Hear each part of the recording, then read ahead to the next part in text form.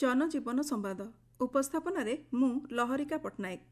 पौराणिक गाथारे चंद्र देवता होइथिले मध्य विज्ञान दृष्टि एजावत रहस्यमय होई रहिछन्ति।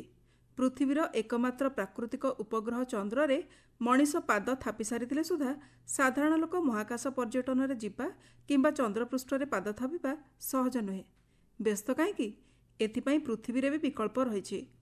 आसंतु जानिबा एपरि केतेक स्थान संपर्क रे जेउठार भूमि रूप चंद्रपृष्ठ परि देखा जाए। एपरि स्थानर गोटिए आम देश रे रहिछि। भारत माटी रे रहिछि मुनलैंड नामक एक स्थान जेउठी चंद्रपृष्ठ रे बुलिबार अनुभूति पाई हेबो। भूस्वर्ग काश्मीर रे लेह ठारू 127 किलोमीटर दूर रे रहिछि लामायुरु ग्राम।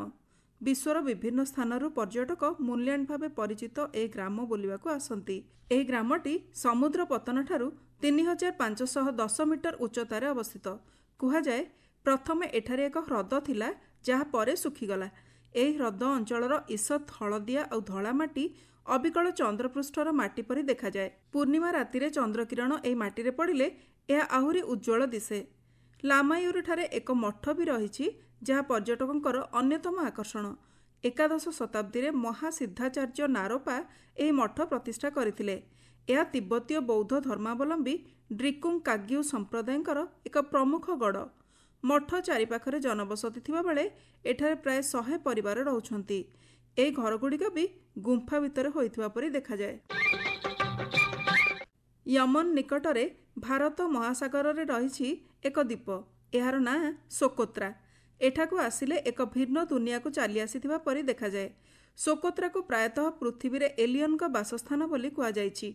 कारण एठाकार गछलता पशुपक्षी एते विचित्र धरणर जे एमानक भितरु प्राय 37% प्रजाति विश्वर आउ केउठारे देखा जांती नाही। एठारे थिबा ड्रैगन ब्लड गछ एही स्थानर परिचय।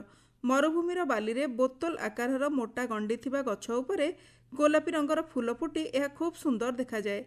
एठारे थिबा सोकात्रा ब्लूबार्ड भली केतेक विचित्र सरीसृप कौनसी साइंस फिक्शन चलचित्रर अंश परि लागंती। पूर्वरु आत्मा एवं जादुकरी शक्तिर स्थान भावे परिचित थिबा सोकात्रा एबे यूनेस्को विश्व ऐतिह्य तालिकारे स्थान पाइछि। जोर्डानर दक्षिण अंचल रही एक विस्तीर्ण प्रांतर जार नाम वादी रम।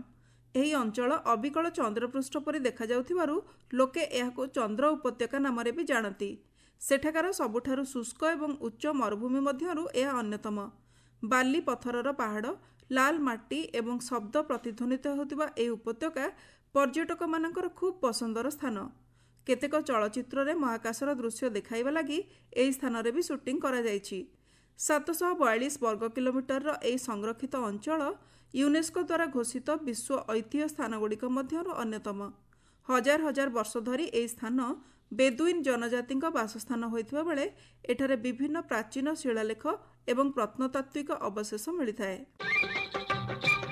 आइसलैंडर उत्तर को रही एक सुंदर एवं प्रसिद्ध ह्रद मैप्टन। यह आखपाखर अंचल थिबा गर्त लाभा उद्गीरण होइथिबा प्रांतर आदि जोगु चंद्रपृष्ठ परि देखा जाइथाए। क्राफ्ला परि केतेक सक्रिय आग्नेयगिरी एठारे रहिछि।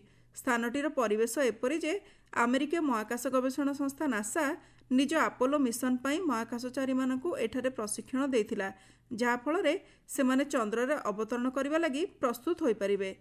प्रकृति प्रेमी पर्यटकंक पई यह खूब पसंदर स्थान। एठाकार पक्षी जीवन एवं मैप्टन प्राकृतिक स्नान व्यवस्था सेमानकु आकृष्ट करिथाए। एही स्थानर आउ एक प्रमुख आकर्षण डायमंड सर्कल टूर को मध्य गेम ऑफ थ्रोन्स परि चलचित्र रे प्रदर्शित करा जाइछि।